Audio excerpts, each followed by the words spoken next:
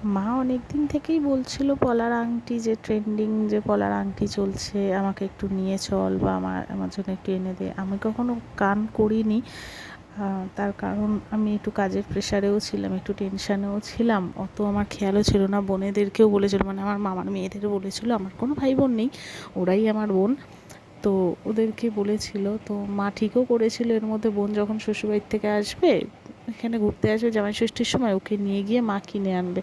তো আজকে কি মনে হলো, আমি কাজের থেকে তাড়াতাড়ি ছুটি নিলাম, ম্যানেজারকে বলে তাড়াতাড়ি বেরোলাম, বেরিয়ে একটা দোকানে গেলাম, সেখানে গিয়ে আমার কালেকশন ডিজাইন পছন্দ হয়নি, আবারও একটা দোকানে গিয়েছিলাম, দত্তপুকুরে পাল জুয়েলার্সে।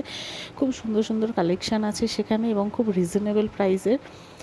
ওখানে গিয়ে তো আমার পছন্দ হলো, আমি তো নিয়েও আসলাম, নিয়ে এসে মায়ের হাতেও তুলে দিলাম। মায়ের খুব পছন্দ হয়েওছে ডিজাইনটা, কিন্তু মায়ের হাতে একটু বড় হয়েছে।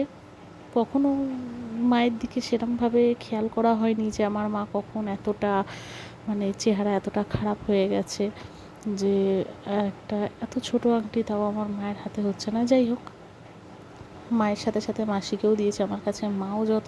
মাকেও যতটা ভালোবাসি, মাসিকেও ততটাই ভালোবাসি, দুজনেই আমার কাছে সমান।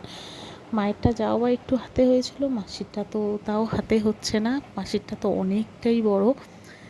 মানে ওদের দিকে ঠিক মতন খেয়াল করে দেখার মতন সময় আমার হয়নি বা আমি দেখিনি, আমারই ফল্ট। যাই হোক, মাসির হাতে বড়। কালকে মাকে বললাম পাল্টে নিয়ে আসতে, পাল্টে নিয়ে এসে পড়তে।